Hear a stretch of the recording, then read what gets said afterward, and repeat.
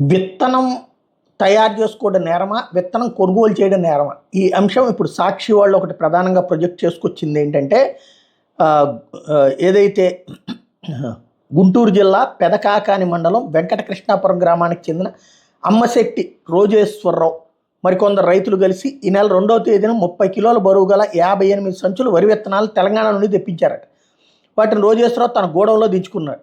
అదే రోజు Guntur vigilance and enforcement అధికారులకు అందిన సమాచారం మేరకు మండల వ్యవసాయ అధికారి పి సంజయారాణి గ్రామానికి వచ్చారు. వరి విత్తనాలు ఎక్కడ కొనుగోలు చేశారో, అనుమతులు ఉన్నాయా అంటూ విచారించారు.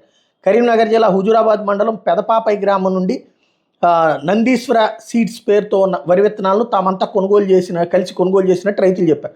అందుకు సంబంధించిన బిల్లు కూడా చూపించారు. ఒక్కరి పేరుతో ఇన్ని విత్తనాలు కొనుగోలు చేయకూడదని, షెడ్డులో ఉన్న 58 బస్తాలు సీజ్ చేస్తామని చెప్పారు. తాము ఏటా 100 ఎకరాలకు పైగా వరి సాగు చేస్తామని రైతులు రోజేశ్వరరావు, మల్లికార్జునరావు, సాంబశివరావు తదితరులు విత్తనాలు సీజ్ చేయకుండా అడ్డుకున్నారు. దీంతో రైతులు తమ విధులకు ఆటంకం కలిగించారని పోలీసులకు ఫిర్యాదు చేశారు. ఏవో అగ్రికల్చర్ ఆఫీసర్ కేసు నమోదు చేసినట్టు శనివారం పోలీసులు ప్రకటించారు. అసలు ఇందులో విత్తనాలు కొనుక్కోవడం నేరం ఎందుకు అవుతుంది? రెండవది, వాళ్ళ పొలాలకు వాళ్ళు కొనుక్కుంటే తప్పేమవుతుంది? ఏదో అక్కడ రైతు వ్యవసాయకి ఈ విత్తనాలు అమ్మేటటువంటి సంస్థలో లేదో కావాలని కుట్ర చేసిన దాంట్లో ఈ కథ నడుస్తున్నట్టుంది.